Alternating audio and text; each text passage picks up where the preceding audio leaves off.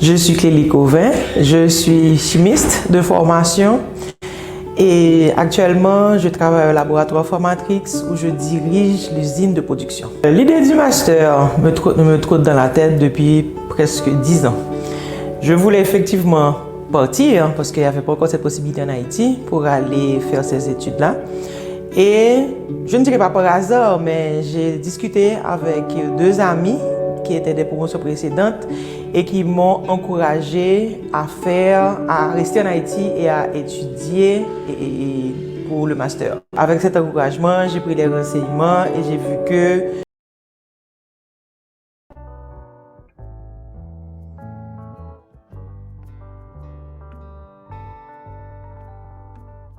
Je suis Pierre-Marie Boisson, économiste en chef du groupe Sogebank et conseiller économique non seulement de la banque, mais de toutes ses entités, y compris la fondation Sogebank. Je dirais en guise d'introduction que le groupe Sogebank, qui a aujourd'hui 33 ans et quelques mois, c'est un groupe qui a été pendant longtemps le plus important et qui est aujourd'hui le deuxième plus important en taille du pays. Sogebank possède une fondation depuis l'année 1993, donc depuis à peu près 26 ans. Et le groupe est engagé donc dans la philanthropie depuis cette époque-là, mais avec un accent très marqué vers l'éducation, en moyenne qui a représenté entre 30 et 40% des subventions données par la Fondation depuis 26 ans. Au cours des 2 dernières années, pour donner une idée de l'importance de l'éducation dans les actions civiques du groupe, l'éducation a représenté 40% des actions de la Fondation Sogebank. Le programme MBA de l'UNDH, en lui seul, représente une subvention totale de 210 000 $ américains. Et c'est un des programmes que nous considérons comme le plus important, comme un programme fort dans l'éducation. Donc je dirais tout de suite, pourquoi un programme MBA? Quelle importance ça a pour le pays et pour la Fondation Sogebank et pour le groupe Sogebank? Aujourd'hui, dans le monde moderne, plus que jamais, la capacité de gestion d'un individu fait de lui permet d'avoir une contribution très marquée à l'économie de n'importe quel pays. Aujourd'hui, plus que jamais, nous sommes un monde dans lequel la capacité individuelle et l'entrepreneurship et le leadership sont des fonctions extrêmement importantes. Et c'est ce qui caractérise le programme MBA comme programme phare à travers le monde. Et c'est un programme qui forme et qui donne à l'étudiant, au futur gradué, des talents transversaux qui lui permettent vraiment d'être non seulement leader d'entreprise, mais être un leader là où il est et d'avoir les capacités managériales et analytiques qui lui permettent de gérer des ressources ou des hommes ou des activités dans n'importe quelle entreprise où il se trouve. Donc pour un pays comme Haïti qui a besoin de faire foisonner les entreprises, c'est un programme particulièrement percutant et important dans le panorama économique haïtien. Le groupe Sogebank s'est donc engagé depuis 2016 dans ce programme. Nous sommes à la fin de la 3e promotion, nous entamons la 4e promotion et nous avons également décidé, et ceci non seulement parce que nous croyons dans le programme, mais pour vraiment marquer l'importance que nous donnons à l'éducation et à ce programme-là, nous avons décidé de promouvoir, de financer en fait la participation de nos cadres qui sont sélectionnés, triés sur le volet comme des futurs leaders, des futurs gestionnaires dans ce programme-là. C'est ainsi que nous avons jusqu'à date 5 de nos cadres supérieurs, enfin de nos cadres managériaux, qui sont supportés par le groupe Sogebank pour participer à ce programme-là. Nous pensons que ceci va améliorer non seulement notre propre capacité de gestion, mais également la capacité de gestion des clients. Ne serait-ce que parce que pour nous, développer un tissu d'entreprise performante est une des conditions sine qua non du succès de l'économie haïtienne et notre propre succès comme groupe financier, puisque nous finançons des entreprises gagnantes, des entreprises qui sont capables de prospérer et de contribuer à l'environnement économique. Ces 5 personnes donc, qui ont été membres de ce programme, enfin, qui ont été supportés, 5 employés qui ont été supportés par le groupe Sogebank, il est peut-être encore un peu trop tôt pour dire s'il y a des changements, d'autant plus que ce sont des individus qui ont été choisis en fonction des critères de succès de leur participation à un tel programme. Mais nous pouvons dire déjà que l'enthousiasme qu'ils ont marqué et également ce qu'ils ont communiqué à leurs collègues et à la banque à travers ce programme-là nous montre déjà que c'est un programme à succès, c'est un programme qui est très précieux et d'ailleurs c'est le premier du genre dans l'environnement haïtien. Quel conseil est-ce que je devrais prodiguer à un étudiant qui voudrait se lancer dans un programme pareil et particulièrement dans le programme MBA de l'UNDH? Je lui dirais que pour 2 raisons, c'est un programme excellent Premièrement, c'est un programme qui est de bonne qualité, mais qui est aussi international, qui offre une double certification, donc qui lui ouvre la porte à une carrière à la fois en Haïti et à l'étranger. Et aussi ayant le sceau d'une université étrangère, en plus de celui donné par l'université haïtienne. La deuxième raison, c'est que c'est un programme qui permet vraiment, qui ouvre un éventail d'opportunités de carrière ou dans les affaires à n'importe qui en est gradué. Et ceci, que ce serait à travers le groupe Sogebank ou à travers en général les entreprises haïtiennes où il existe une carence aujourd'hui de cadres managériaux équipés et capables vraiment de performer et de contribuer à l'entreprise. Donc c'est vraiment dans l'intérêt particulier de l'étudiant, du postulant. C'est un investissement rentable et hautement rentable comme il l'est d'ailleurs en France ou aux États-Unis. Internautes et bonjour surtout à tous les professionnels de tous les secteurs qui nous regardent aujourd'hui. Et nous sommes réunis pour parler du MBA, spécifiquement de la 5e promotion du MBA, ce programme qui a commencé avec l'université et l'UNDH en Haïti depuis 2016. Pour parler de cette 5e promotion et du MBA en général, de la valeur ajoutée pour un professionnel de s'inscrire dans ce programme du MBA, nous avons 3 intervenants ce matin. Nous allons discuter d'abord avec le docteur Paul Latortue, qui est le doyen du programme MBA de l'UNDH en Haïti, mais qui est aussi l'ancien doyen du Business School de l'Université d'État de Porto Rico. Monsieur le doyen, bonjour. Bonjour Clélie, bonjour. Nous allons aussi discuter avec le docteur Ramon Ayala. Le docteur Ayala est le directeur des relations internationales de l'Inter-American University. Docteur Ayala, good morning.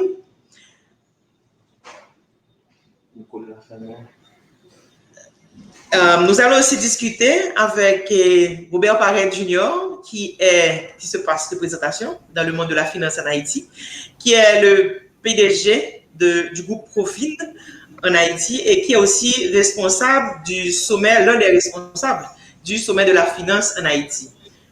Monsieur Parette, bonjour. Merci de m'accueillir. Un plaisir d'être avec vous. Bonjour. Bonjour. Bon, tout d'abord, je me présente. Je suis Clélie Covin. Je suis diplômée de la 3e promotion du programme MBA en 2019. Et j'ai passé 15 mois très fructueux dans ce programme et nous sommes ici aujourd'hui pour en parler un petit peu plus en profondeur. Docteur Latortue, à tout seigneur, tout honneur, parlez-nous, s'il vous plaît, du programme. C'est quoi de faire un MBA en Haïti aujourd'hui? Bon, Clélie, tout d'abord, je te remercie, n'est-ce pas vrai, d'être avec nous aujourd'hui. Je remercie aussi le docteur Ayala. Je remercie Robert Parette.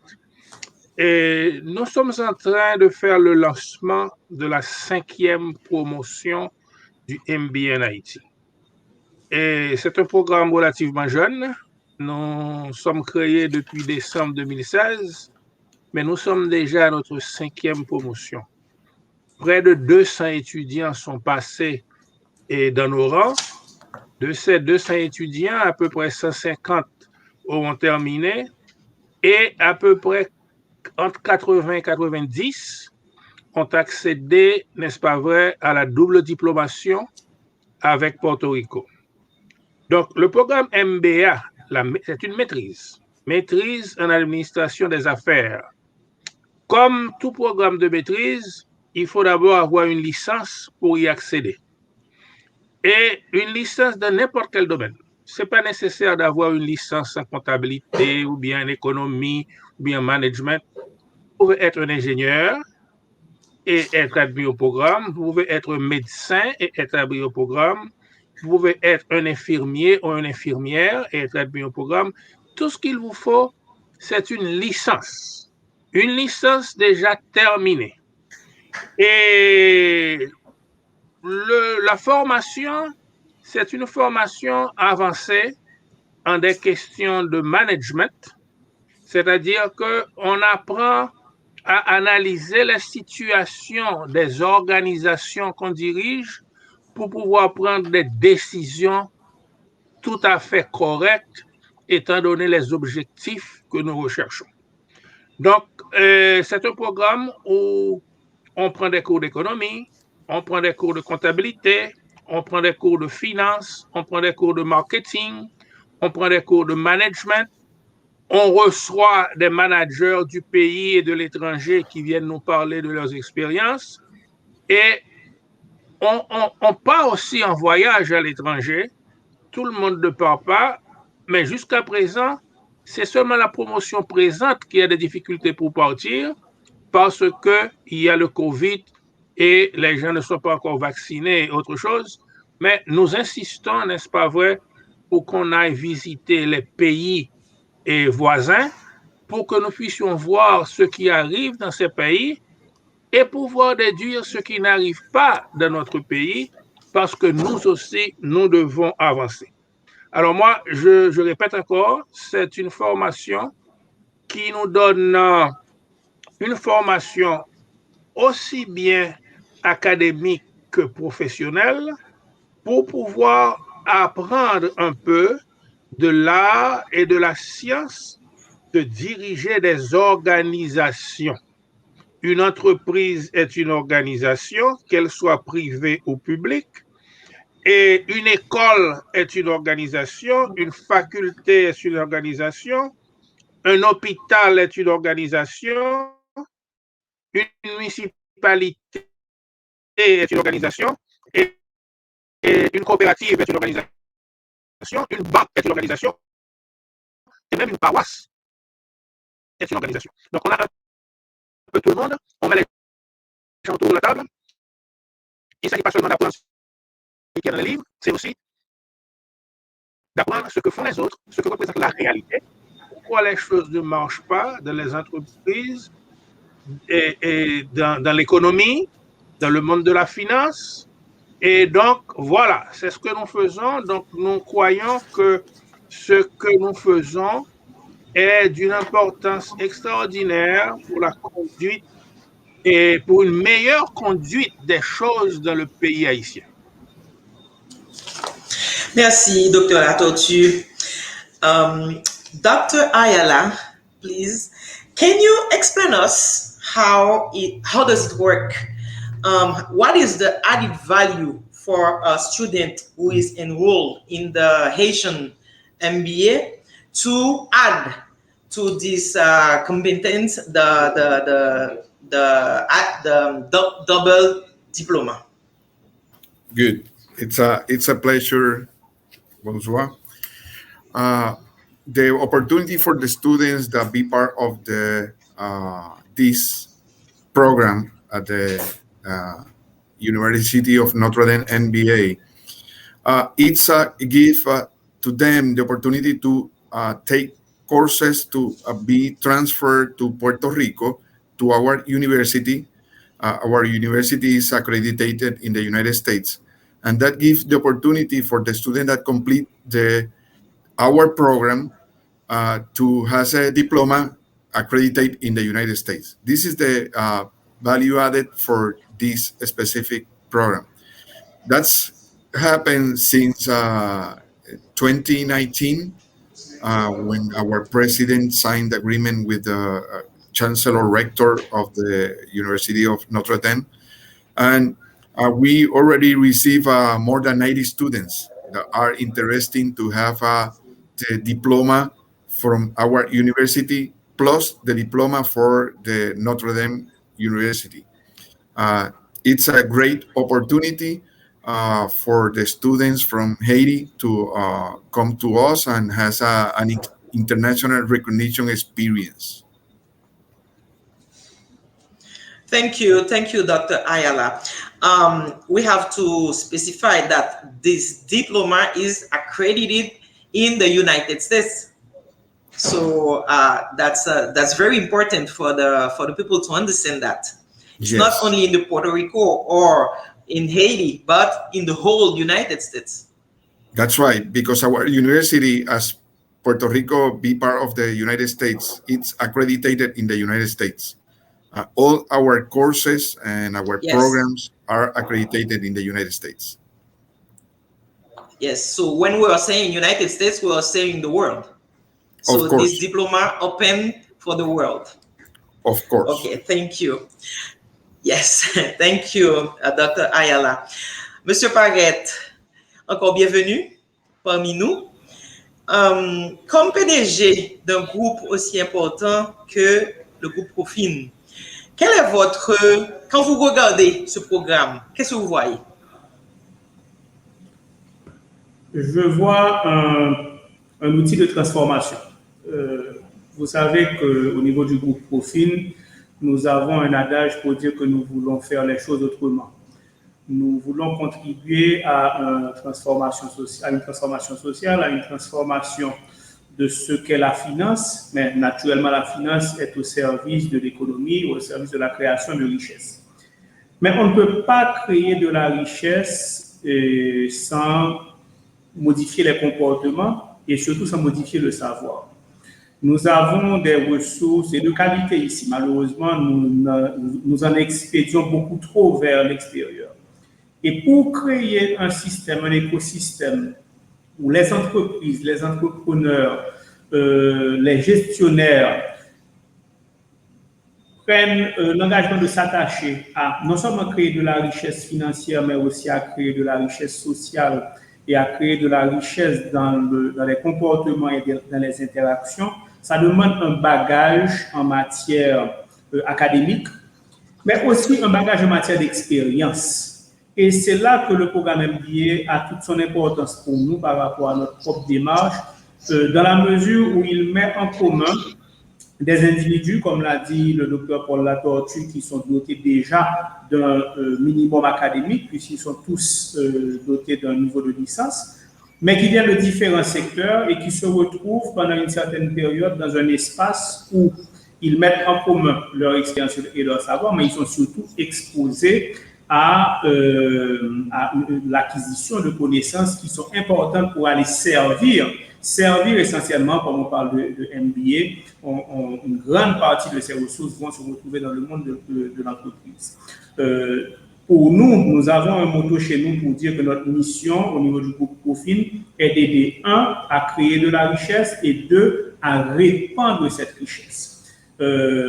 Pour résoudre le problème de la pauvreté en Haïti, il nous faut pouvoir créer plus de richesse. Et nous pensons, à plus d'un titre, que le programme MBA du NDH contribue à cette nécessité de créer de la richesse qui, naturellement, commence par les femmes et les hommes de ce pays. Et je tiens à féliciter le docteur Paul Latortue pour cette initiative. Quand il m'a appelé pour intervenir, j'ai dit oui sans hésiter, tout comme j'ai dit oui sans hésiter les multiples fois qu'il m'a invité à participer à des présentations pour les étudiants des différentes promotions, et je le ferai encore avec beaucoup de plaisir. Merci, M. Paguette. Effectivement, on a eu à bénéficier de votre expérience et de vos connaissances durant et en fait, plusieurs promotions ont eu à bénéficier de cette expérience et de vos connaissances. Docteur Latortue, en termes de... Alors, pour être passé dans le programme, et je sais que ce n'est absolument pas facile de gérer tout ça, professionnel, vie personnelle, et puis retourner aux études pour certains professionnels. Qu'est-ce que vous auriez dit à un étudiant qui vous aurait posé la question, comment vais-je gérer mon temps? Comment vais-je répartir? Comment vais-je accorder tout ça pour que finalement ce soit un succès? Parce qu'on vient au programme pour justement le réussir. Donc, comment un étudiant pourrait se retrouver là-dedans? C'est-à-dire pour pouvoir gérer son temps, surtout. Bon, Clélie, c'est d'abord la volonté. La volonté de travailler à plein temps et d'étudier aussi à plein temps. Ce n'est pas facile, ça demande des heures et des heures de travail presque tous les jours. Et ces jours-ci, avec la pandémie, nous faisons nos cours en ligne. Dans le temps, avec les 3 premières promotions, les gens venaient à 7 heures du matin pour laisser nos bureaux à 9h30 et commencer à travailler à 10h là où il travaille, où elle travaille. Et ensuite revenait à 5h de l'après-midi. Donc, nous sommes localisés au haut de Turgeau, n'est-ce pas vrai, au 6e étage de la Digicel. C'est un endroit idéal pour venir soit en allant au bureau, soit de retour à la maison. Et 2 fois, n'est-ce pas vrai, et par semaine, lundi, mercredi, ou bien mardi et jeudi, ou bien pendant le week-end. C'est ce qu'on a fait. Mais maintenant, avec la pandémie et à cause de cette recommandation en faveur de la distanciation sociale, ce qui est important pour combattre le virus, et nous donnons nos cours en ligne. Donc, ce qui veut dire que les gens peuvent être à 7h du soir chez eux et suivre le cours. Tout ce dont ils ont besoin, c'est d'avoir soit un laptop ou bien même le téléphone, le smartphone, et ils peuvent être chez eux et suivre le cours. Et nous sommes complètement au courant qui sont là, qui sont présents. Non seulement nous leur parlons, mais ils peuvent aussi nous parler. Zoom fonctionne de façon excellente et ceci aussi maintenant nous ouvre les portes des provinces d'Haïti. Nous avons maintenant beaucoup plus qu'avant des étudiants en provenance du Cap-Haïtien, de Jérémie, des Cayes, de Miragouane.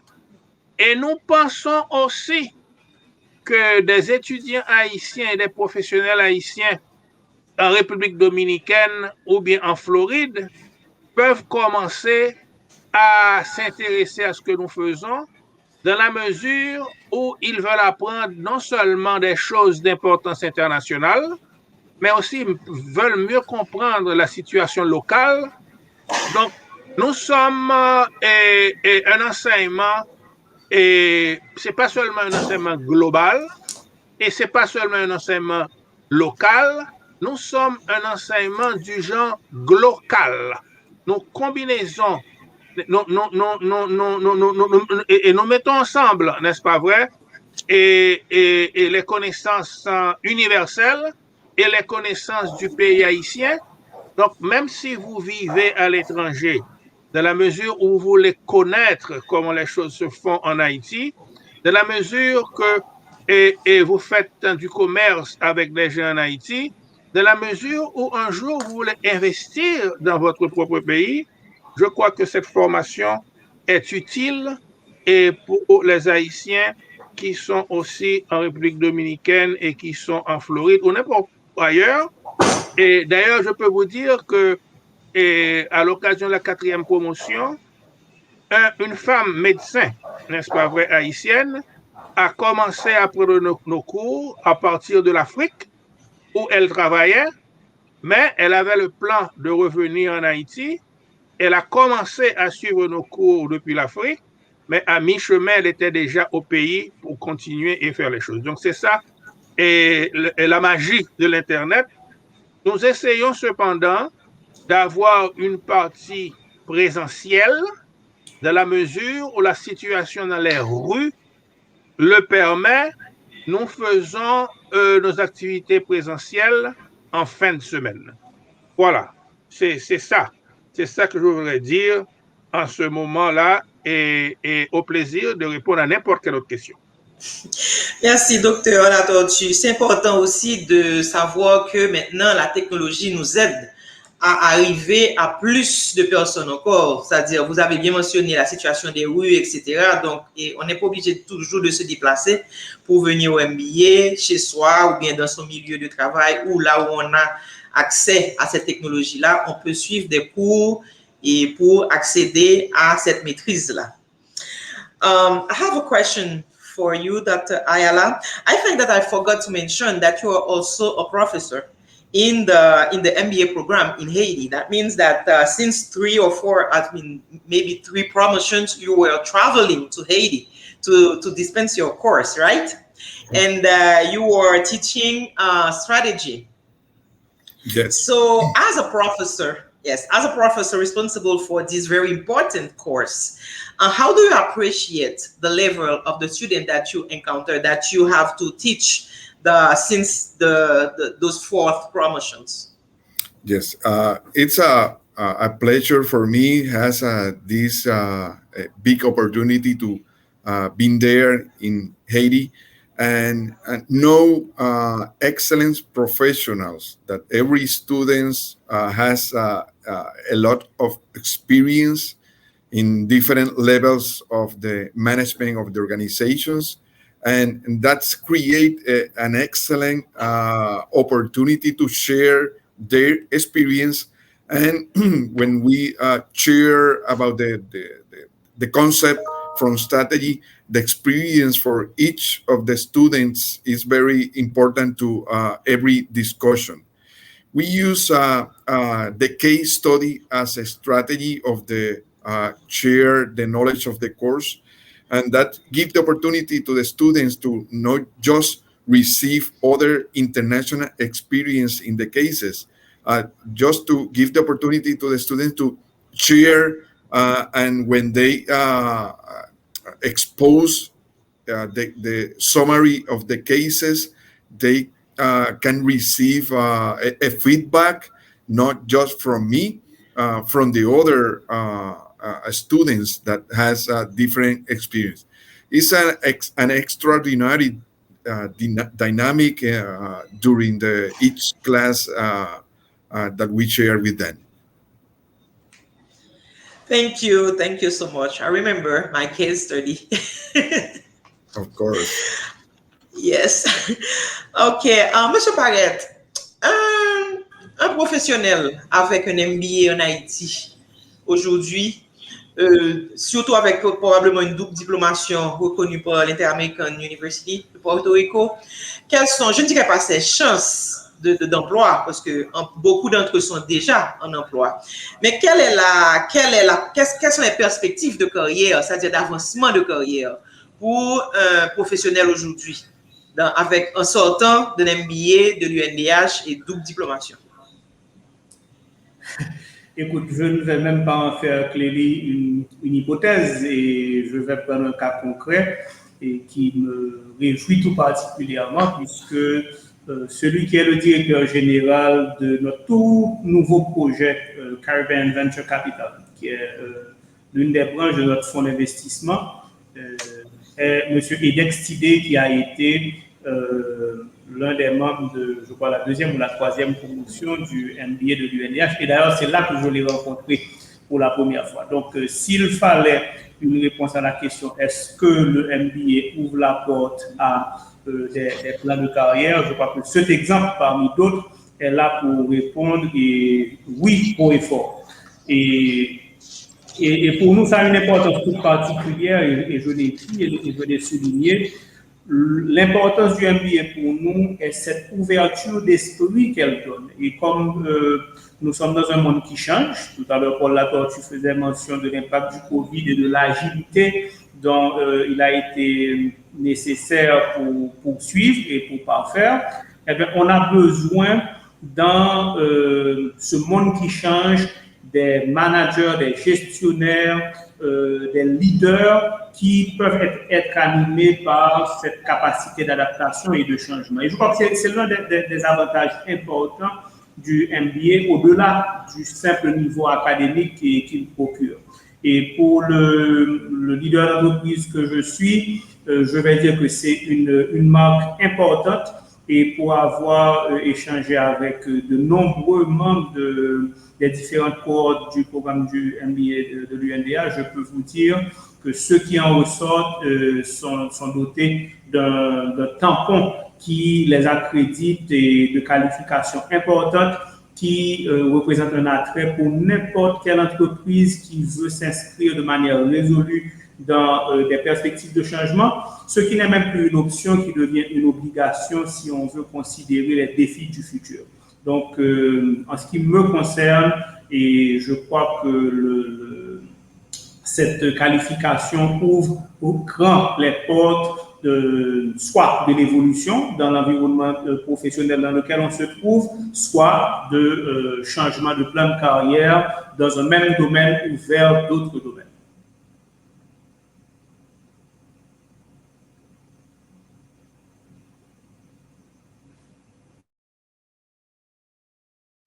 Et offre la double diplomation. Mais est-ce qu'il n'y a que ça dans le programme et est-ce qu'un étudiant est obligé de faire, est-ce qu'il y a le choix? Est-ce qu'un étudiant est obligé de faire la double diplomation ou est-ce qu'il peut faire seulement un diplôme en termes de coûts et en termes de ce que le programme offre lui-même? OK. Non, on n'est pas obligé d'aller vers la double diplomation. La double diplomation, c'est une alternative additionnelle, supplémentaire, qui est offerte. Et comme la double diplomation nous coûte un peu plus cher, nous demandons un peu plus d'argent pour faire la double diplomation.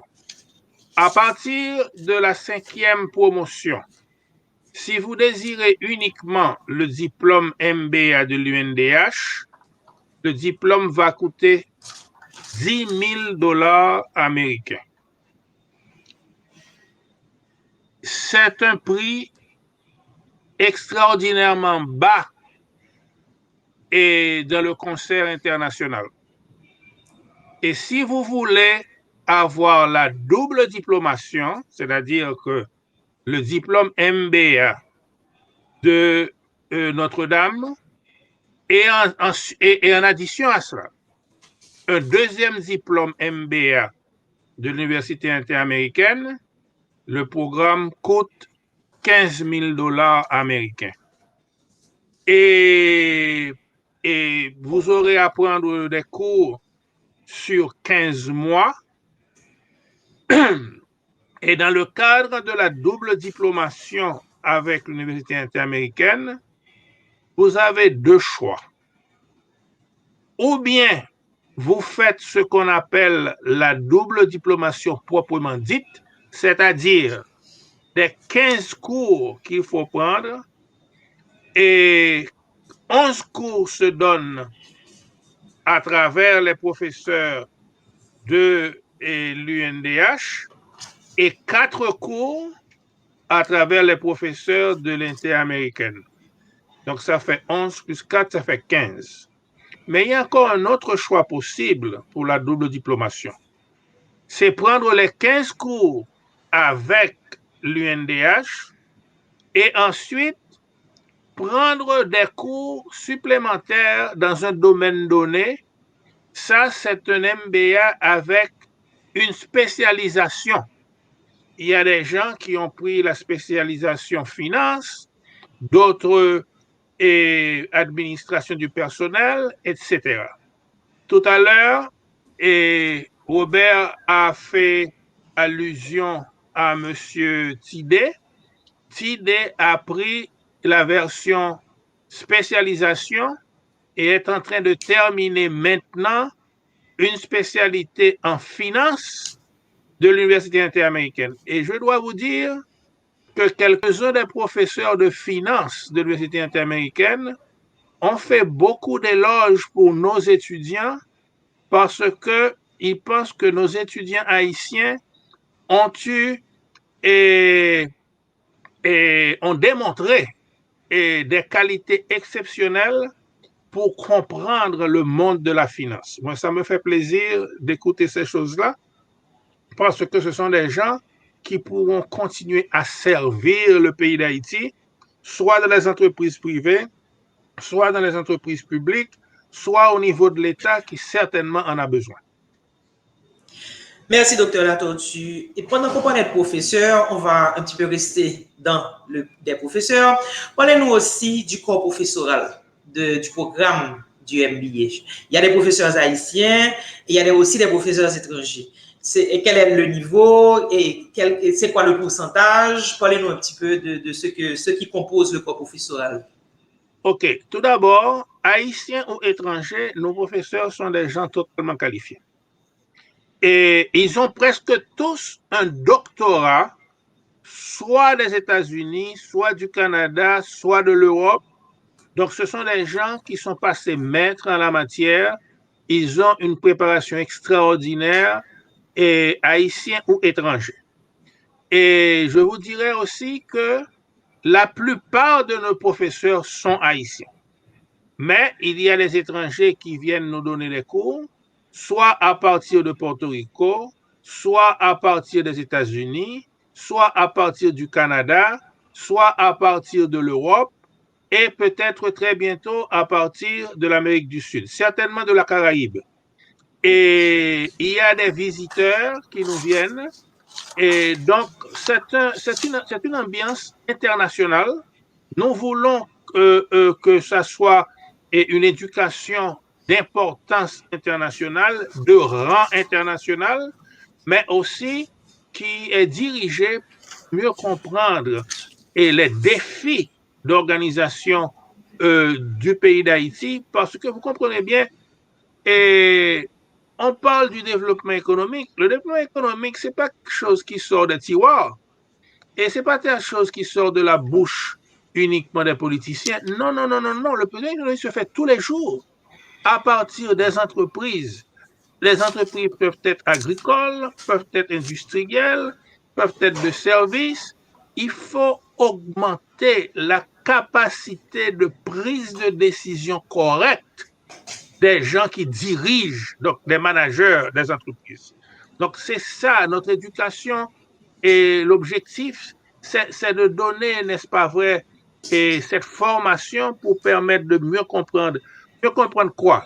Premièrement, mieux comprendre la clientèle, mieux comprendre le processus de production, mieux comprendre le processus de distribution, mieux comprendre les questions de la logistique, mieux comprendre comment traiter avec les employés, etc., etc., mieux comprendre comment partir à la recherche du financement pour pouvoir monter des organisations et capables de faire un meilleur travail, parce que le développement économique dépend d'une augmentation de la production nationale.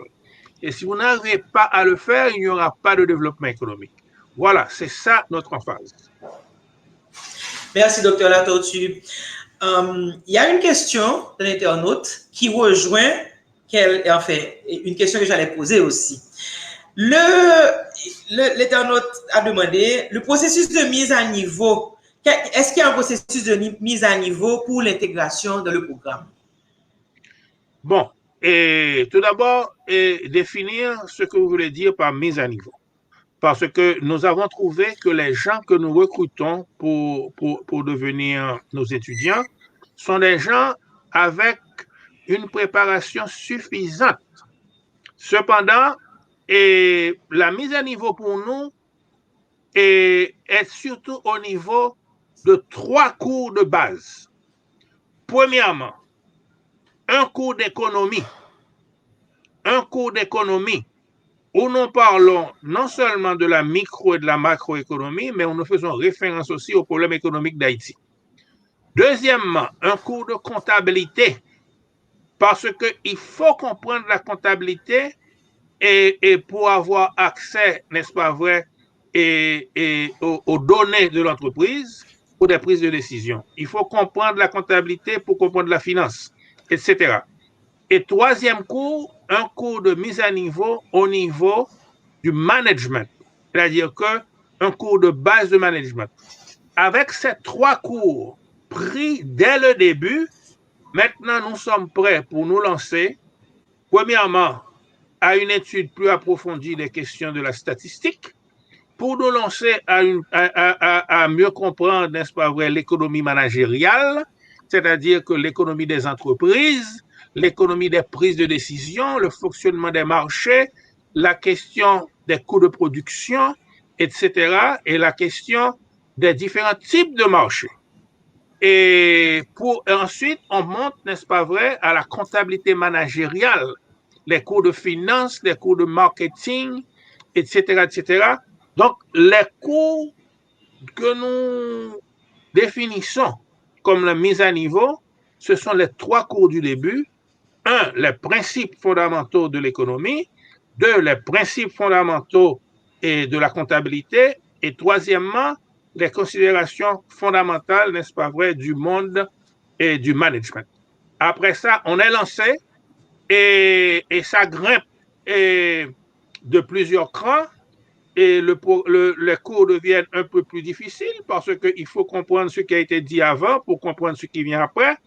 Mais on arrive à un moment, n'est-ce pas vrai, où on commence à descendre la montagne parce qu'on a tellement appris de choses et donc on peut se rejoindre un peu plus facilement quand on prend des cours d'éthique, quand on prend des cours de relations humaines et quand on arrive, n'est-ce pas vrai, au cours de stratégie, bon, c'est la mise en commun, n'est-ce pas vrai, de tout ce qu'on a appris dans différentes disciplines et les discussions, etc., etc. Moi, très souvent, je répète, notre plus grand désir, c'est que à un moment donné, au cours de la formation, les professeurs puissent apprendre des étudiants.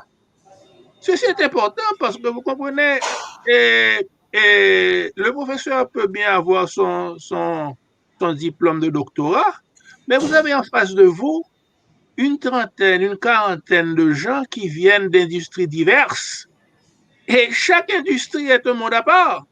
Donc, si ce qu'il a appris de vous et maintenant il est en position pour l'appliquer à son industrie parce qu'il connaît mieux cette industrie que vous, professeurs, donc, vous, professeurs, vous êtes en condition pour commencer à recevoir des connaissances de vos étudiants.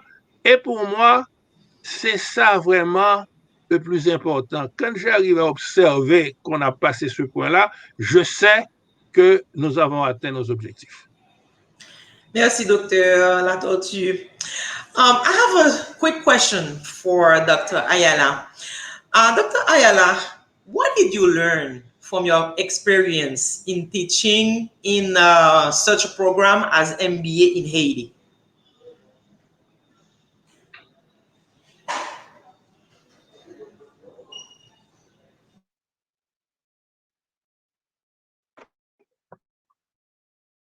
Ok, bon, en fait, Dr. Ayala semble avoir une petite difficulté. Bien, allons continuer avec Dr. Latortue. Dr. Latortue, le coût de ce programme est relativement bas par rapport si on le compare en termes de qualité à d'autres cours qui sont offerts par d'autres universités étrangères. Quelqu'un qui a fait ses études aux États-Unis, allons dire fils d'Haïtien dans la diaspora et qui est sur le marché du travail aux États-Unis et qui voudrait intégrer le programme en Haïti aujourd'hui parce que ça lui épargnerait peut-être, il économiserait et quand même un montant assez substantiel en venant et suivre ce programme en Haïti. Quels sont les arrangements aussi en a? Quels sont les arrangements que le MBA fait pour des étudiants si jamais il y a des étudiants et qui voudraient faire ce programme-là en étant des professionnels aux États-Unis, par exemple? Ils peuvent rester aux États-Unis et suivre nos cours online à travers Zoom. On peut être n'importe où dans le monde et suivre notre programme à travers le Zoom.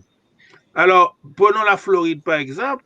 Pour faire un MBA, ça coûte entre 40 000 et 60 000 dollars et peut-être davantage. Tandis que ici, avec la double diplomation, seulement 15 000 dollars, c'est un gros avantage. Il peut être aux États-Unis et suivre nos cours. Il n'y a absolument pas de problème.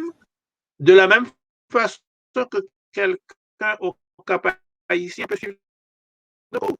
Ou de la même façon que quelqu'un qui habite online. C'est pas un problème. Donc, nous pensons que la pandémie nous a fait découvrir, n'est-ce pas vrai, cette grande opportunité et dans un certain sens. Et donc, nous essayons, n'est-ce pas vrai, de causer avec nos compatriotes. De fait, lundi prochain, j'ai une interview à la radio et à Miami. Et nous avons aussi des interviews en République dominicaine. J'ai déjà fait une interview en République dominicaine. On verra ce que ça donne.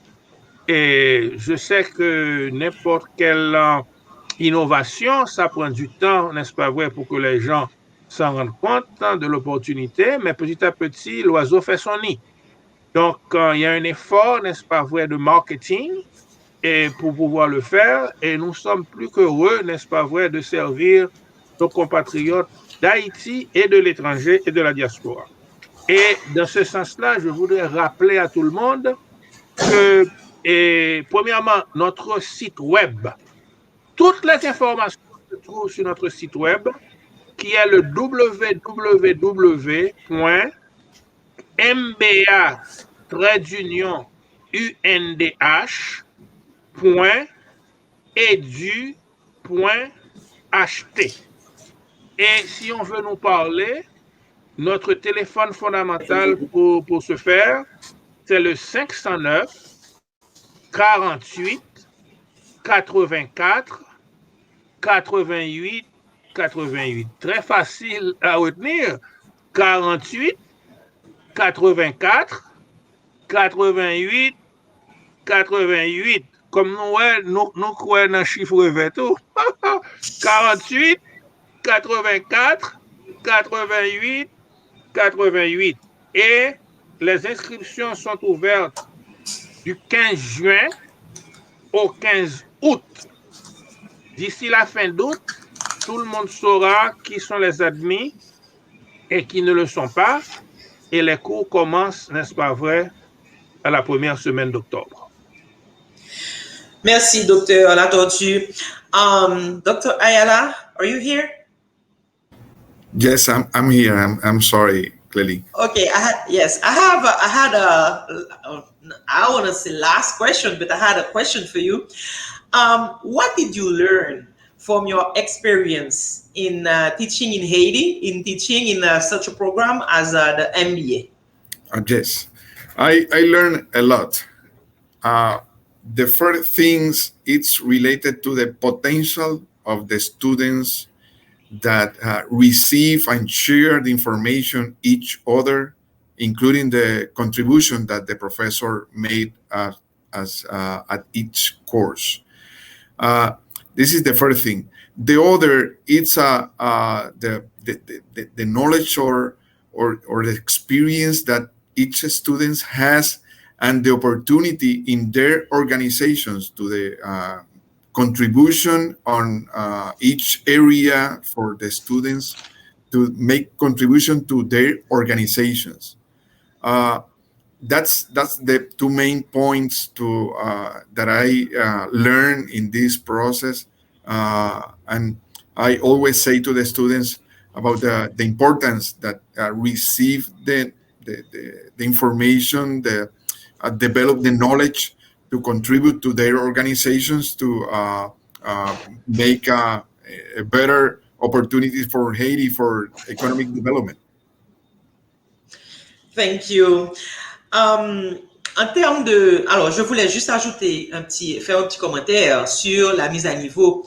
Et je voulais peut-être prendre quelques petites minutes pour partager mon expérience personnelle. Quand je suis arrivé au MBA, je n'avais aucune idée de ce que ça voulait dire, l'économie, et encore moins la comptabilité. Je ne suis absolument pas... J'ai pas été formé dans ces sciences-là. J'ai été formé dans les sciences pures. Donc, c'était pour moi une très grande opportunité, un très grand avantage d'avoir eu ces cours de mise à niveau là. Parce que j'ai pu continuer à travers ce cours. Et grâce à ces cours, j'ai pu aussi continuer mon programme, disons, 100 heures.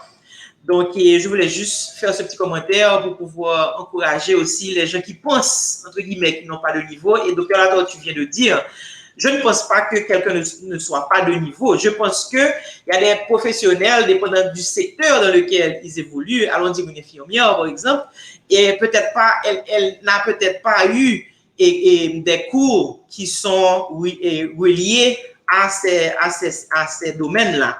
Mais ce n'est rien de difficile, ce n'est rien qu'on ne puisse faire. Je voulais juste ajouter ça pour réconforter un petit peu les intéressés s'ils pensent qu'ils n'ont peut-être pas le niveau. Et Clélie, si tu permets, et tu viens de parler des infirmières, et nous sommes très content de recevoir les infirmières et à notre programme. Et la raison est très simple. Ce sont les infirmières qui gèrent les hôpitaux réellement au jour le jour. C'est très important. Et les hôpitaux, ce sont des organisations de grande importance dans le pays. Donc, elles sont superviseurs, et parce que les superviseurs sont des managers. On ne les appelle pas de cette façon, mais c'est ça qu'elles font. Et nous recevons aussi des médecins, et nous recevons des avocats. Et de fait, et pour ce qui a trait à la question de droit, et je pense que c'est extrêmement urgent dans notre pays une meilleure connaissance des rapports entre les problèmes managériaux, les problèmes de création d'entreprise et les questions de droit, telles comme la loi le dit, et parfois la loi ne le dit pas suffisamment, et aussi les tribunaux qui font l'administration de la justice. Souvent, les juges ne sont pas formés dans les questions d'économie et de finances, et cependant, les questions économiques et de finances sont des aspects fondamentaux de l'entreprise, et nous sommes particulièrement intéressés à avoir des avocats venir apprendre le MBA, et nous sommes particulièrement aussi intéressés à avoir des professeurs universitaires qui enseignent seulement avec une licence, et ça n'aurait jamais dû être le cas qu'un professeur muni seulement d'une licence soit en position pour enseigner au niveau universitaire. Parce que la règle, c'est que pour enseigner à un niveau, il faut d'abord avoir étudié à un niveau supérieur. Donc, les gens qui enseignent dans les universités et qui n'ont qu'une licence, ils pourront être intéressés à venir faire une maîtrise en administration des affaires, que vous soyez ingénieur, que vous soyez agronome, que vous soyez professeur de droit. Ça constitue un élément additionnel au progrès du pays haïtien. Merci beaucoup, docteur Latortue. Monsieur Parette, j'ai une question pour vous.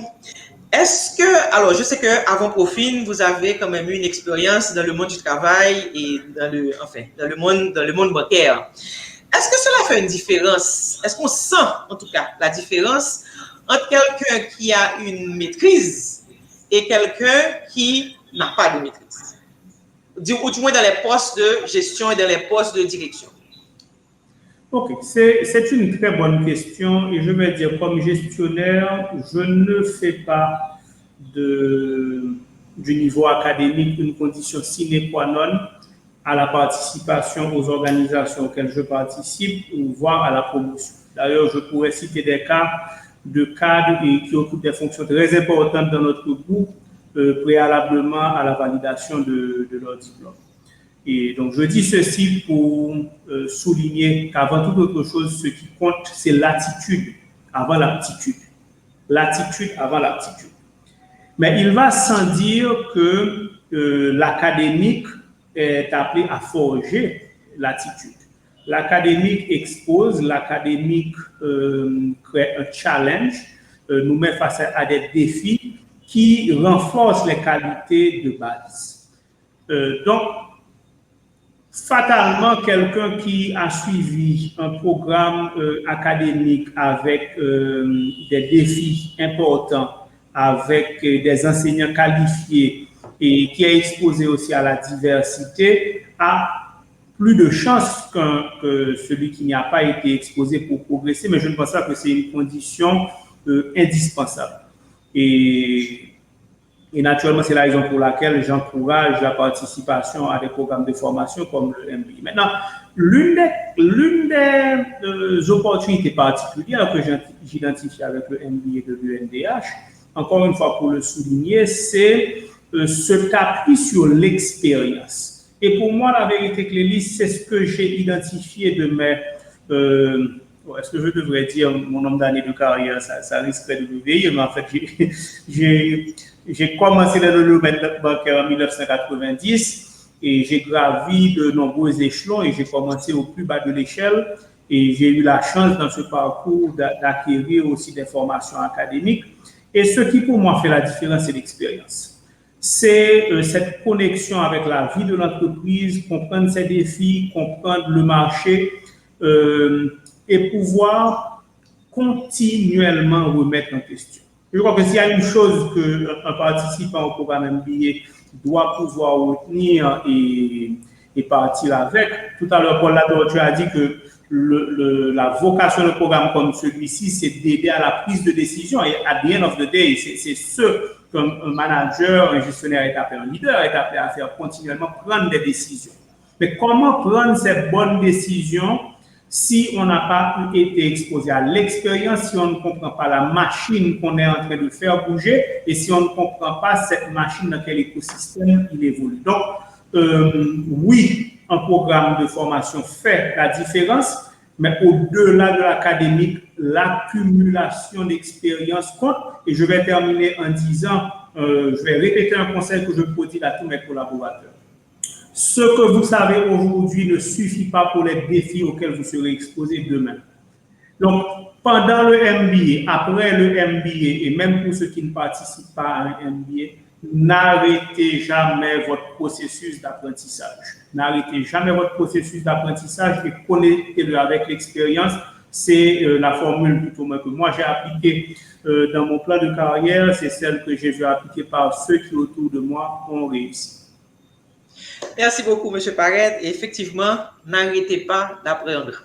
Ça, c'est un veto qui est, en fait, c'est une phrase qui devrait bouger dans la tête de beaucoup de personnes. Monsieur Dr Latortue, nous allons peut-être terminer avec une question pratico-pratique, si je peux dire. Beaucoup de gens, beaucoup de professionnels ont des petites craintes à venir au programme quant à, si je ne sais pas si je vais réussir, je ne sais pas si je vais le rater, je ne vais pas vite faire du cobla, etc., etc. Est-ce qu'il y a des moyens, et si par hasard quelqu'un rate un cours, et ça peut arriver, évidemment, si quelqu'un rate un cours, est-ce qu'il y a des possibilités de reprise, est-ce qu'il y a des possibilités de considération du programme, qu'est-ce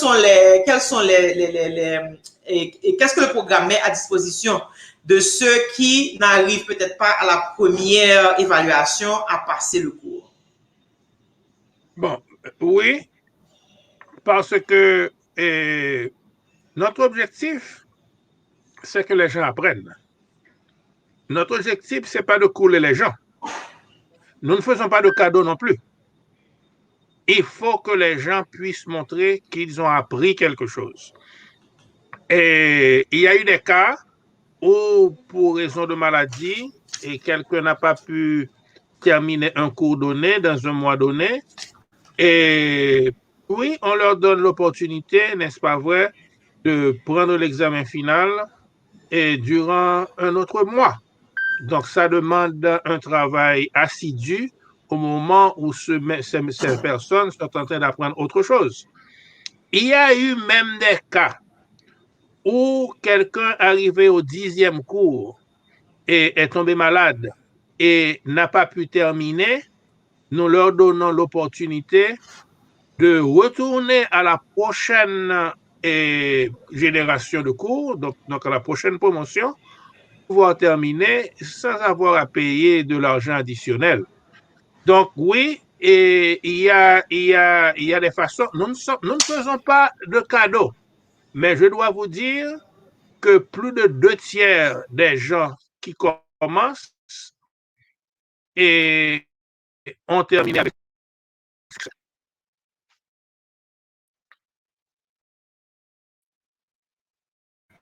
Arrivé, si on peut dire, à la fin de notre petite rencontre de ce matin.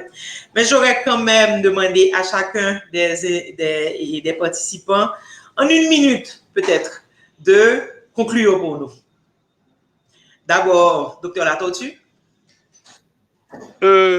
je remercie tout le monde pour leur présence. Nous sommes prêts, n'est-ce pas vrai, à vous accueillir. Nous sommes prêts à vous montrer un chemin un peu différent de ce que vous avez connu.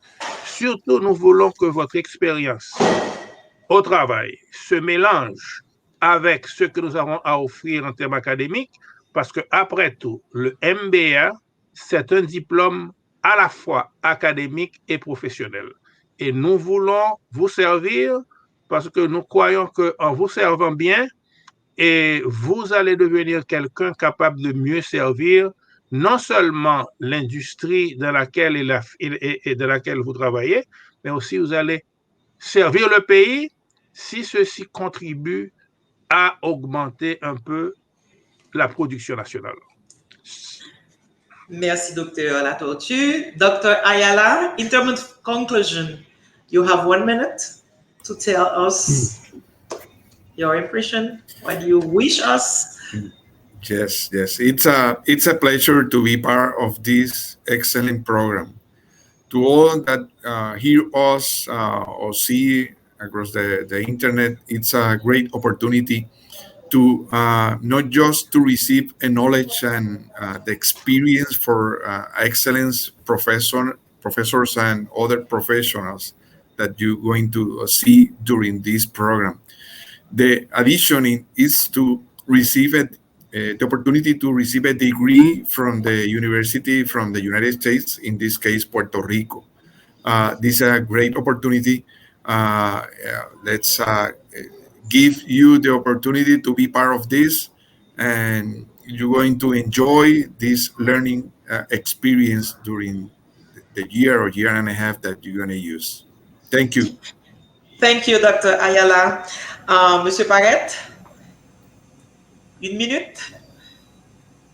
Non, il me faudra moins d'1 minute pour féliciter tout d'abord Paul Latortue d'avoir eu cette initiative et de créer l'opportunité pour des femmes et des hommes de ce pays de renforcer leurs compétences et avec ceci d'aller renforcer les capacités d'entreprise, d'organisation et ainsi de contribuer à créer de la richesse humaine, de la richesse financière et ainsi indirectement de contribuer à réduire cette tare de la pauvreté qui nous tire vers le bas et si besoin en était, l'environnement présent est là pour nous le rappeler. Je tiens aussi à avoir des mots de félicitations pour tous ceux qui ont, sur les 4 dernières cohortes, ont pris l'initiative de relever ce défi. Je crois qu'ils doivent se féliciter eux-mêmes dans des conditions difficiles, soit parce que les horaires pour des professionnels sont des horaires contraignants, comme Latortue l'a dit tout à l'heure, ou parce que le Covid a forcé à des adaptations. Et d'avoir réussi dans ces conditions est un gage de leadership et de succès. Et je leur souhaite une bonne évolution dans leur plan de carrière. Et d'ores et déjà, je souhaite du succès à tous ceux qui vont retrouver la 5e cohorte. Et je tiens à dire publiquement que le groupe Profil supporte sans réserve cette initiative. Et d'ailleurs, beaucoup des membres de notre gouvernance et de nos staffs de gestion se sont déjà proposés pour, sous une forme ou sous une autre, dispenser un peu de leur savoir. Donc, nous serons à la disposition du MBA de l'UNDH. Encore une fois, compliment. Merci beaucoup, M. Parrett. Les inscriptions de la 5e promotion sont en cours. Vous pouvez passer déposer vos dossiers directement au 6e étage de la Digicel, au building Digicel à Turgeot, ou bien vous pouvez envoyer votre dossier en ligne sur le site web dans l'onglet inscription. C'était un plaisir d'être avec vous aujourd'hui, messieurs. J'ai beaucoup appris et je vous souhaite une très bonne journée. Et merci encore d'avoir participé à notre... Je suis Pierre-Marie Boisson, économiste en chef du groupe Sogebank et conseiller économique non seulement de la banque, mais de toutes ses entités, y compris la fondation Sogebank. Je dirais en guise d'introduction que le groupe Sogebank, qui a aujourd'hui 33 ans et quelques mois, c'est un groupe qui a été pendant longtemps le plus important et qui est aujourd'hui le 2e plus important en taille du pays. Sogebank possède une fondation depuis l'année 1993, donc depuis à peu près 26 ans. Et le groupe est engagé donc dans la philanthropie depuis cette époque-là mais avec un accent très marqué vers l'éducation, en moyenne qui a représenté entre 30 et 40% des subventions données par la Fondation depuis 26 ans. Au cours des 2 dernières années, pour donner une idée de l'importance de l'éducation dans les actions civiques du groupe, l'éducation a représenté 40% des actions de la Fondation Sogebank. Le programme MBA de l'UNDH, en lui seul, représente une subvention totale de 210 000 $ américains. Et c'est un programme que nous considérons comme le plus important, comme un programme fort dans l'éducation.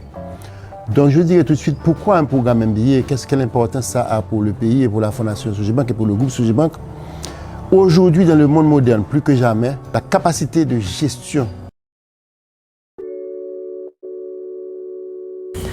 Je suis Clélie Cauvin, je suis chimiste de formation et actuellement je travaille au laboratoire Formatrix où je dirige l'usine de production. L'idée du master me trotte dans la tête depuis presque 10 ans.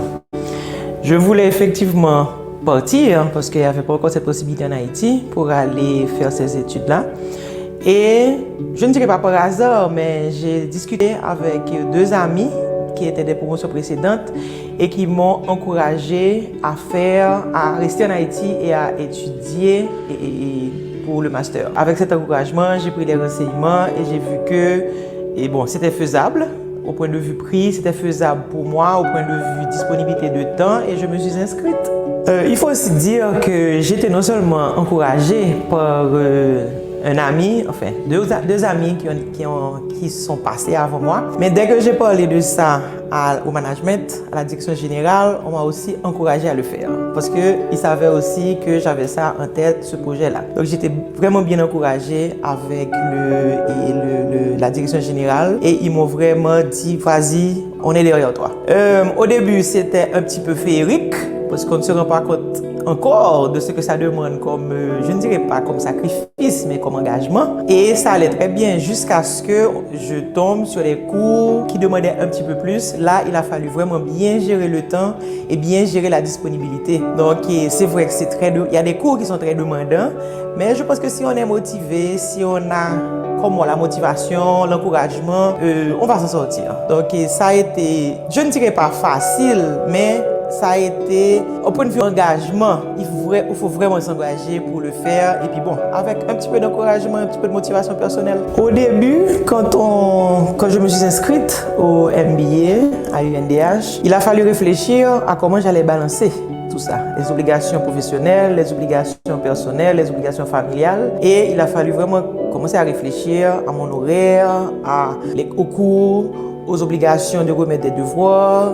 Donc, je pense qu'il faut vraiment faire un programme personnel, un horaire aussi personnel, parce qu'il faut, c'est pas seulement les cours, il faut aussi aller à la maison, il faut les étudier des fois, il faut reprendre le cours. Donc, il faut vraiment une petite discipline mentale pour pouvoir balancer tout ça. Bon, naturellement, la motivation aussi est très importante. Il faut être très motivé parce qu'il y a des cours qui sont qui demandent un petit peu plus d'engagement que d'autres. Mais avant tout, il faut vraiment de la discipline pour balancer toutes les obligations parce que tout doit être fait. Il faut aller au travail, il faut s'occuper de sa famille, finalement, il faut avoir sa vie sociale et il faut répondre aux obligations du MBA, aux obligations et des exigences des cours. Donc, c'est censé, en fait, il faut se créer un horaire pour que tout soit fait, pour ne pas négliger un par rapport à l'autre. Il y a quelques petits passages agréables, passages comiques qui se sont passés, c'est quand même 18, enfin on a quand même passé 18 mois. Mais bon, moi j'ai surtout quelque chose qui me fait sourire chaque fois que j'y pense. Quand je venais d'arriver au MBA, on était peut-être 30 dans la salle et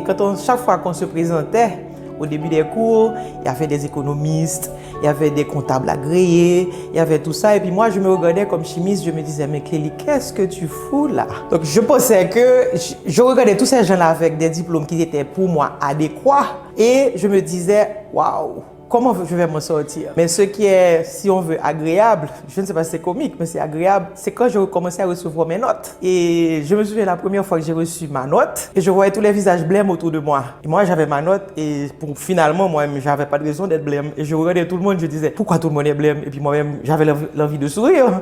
parce que je m'étais quand même pas mal bien sorti et je me regardais chaque fois et je disais bon, je ne suis quand même pas mal. On dirait que je ne suis quand même pas mal. Donc chaque fois que j'y pense, ça me fait sourire parce que bon, j'ai quand même j'ai passé le cap et j'étais quand même pas mal satisfaite de certaines notes, disons la plupart. Et je me suis rendu compte que ce n'était pas si difficile que ça, mais chaque fois que j'y pense, ça me fait sourire parce que j'étais vraiment paniquée au début. Quand j'entendais tous ces professionnels là autour de moi et je me disais, mais est-ce qu'une chimiste peut faire ça? Et bon, finalement oui, une chimiste peut le faire.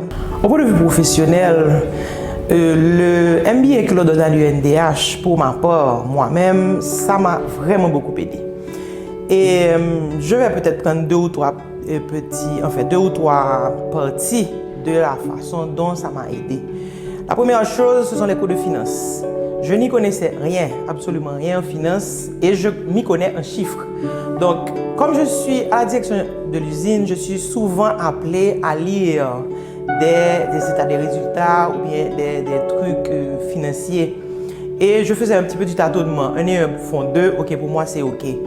Mais avec le cours de finance particulièrement, maintenant je peux vraiment interpréter, même expliquer à quelqu'un les ratios, même expliquer à quelqu'un pourquoi il n'y a pas de bénéfice par exemple, et pourquoi on est en train de perdre de l'argent, et quelles dépenses réduire, etc.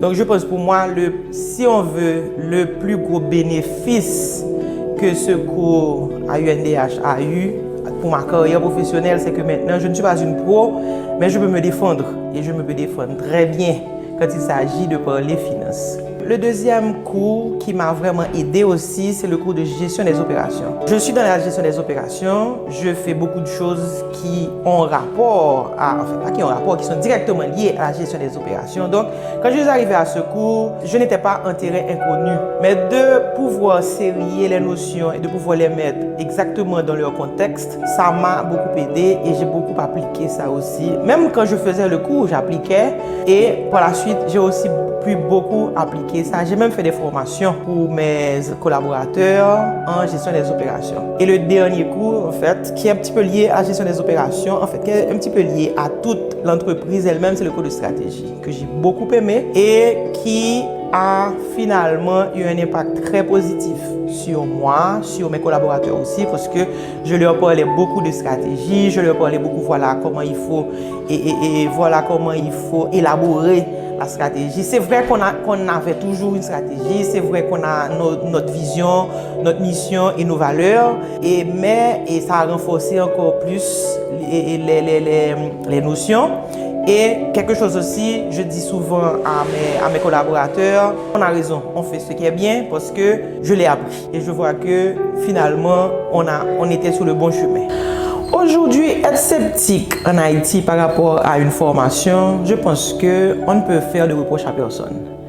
Et je ne dirais pas que c'est normal, mais dans l'environnement où nous vivons aujourd'hui, on peut se dire effectivement, est-ce qu'une formation à l'UNDH aujourd'hui bon, je ne dirais pas valable, mais est-ce qu'on est tenté de faire une formation à l'UNDH? Moi, je dirais oui.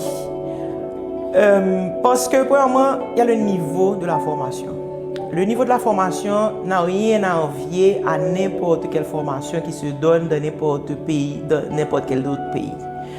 Il suffit de prendre ce qu'on nous donne et d'aller sur l'Internet, parce que tout est disponible aussi. On peut toujours comparer ce qui est donné comme formation à l'UNDH pour le MBA et ce qui est donné ailleurs. Il suffit de prendre un curriculum ou bien il suffit de prendre un livre ou des informations et de voir que la formation est de niveau. Ensuite, le fait que Dr Latortue ait importé, si on veut, cette formation à l'UNDH avec le niveau qu'il a importé, je pense que c'est vraiment très louable et il faut encourager ça. Parce que c'est nouveau, c'est vrai, c'est nouveau. Mais moi, je fais partie de la 3e promotion. Il y a quand même beaucoup je dirais, d'innovation aussi par rapport à les promotions précédentes. Et nous-mêmes, les 3 promotions inclus, ont vraiment bénéficié de ce niveau de formation qui, je répète, n'a rien à envier à une formation à l'extérieur. Et les professeurs sont de niveau, les professeurs ne viennent pas, ils sont là, ils viennent au cours, et l'auditoire est très bon. Les étudiants, ce sont des professionnels qui viennent à ce cours, donc ils viennent quand même chercher quelque chose, ils viennent quand même chercher un bagage supplémentaire. Et en fin de compte, pour ma part, je suis très satisfaite. Et je pense que de rester dans son pays, j'ai pu quand même avoir mes obligations personnelles, je n'ai pas dû me défaire de ma famille, je n'ai pas dû payer un extra logement par exemple si je devais me déplacer. Donc c'est quand même un avantage et le niveau aussi est très bon.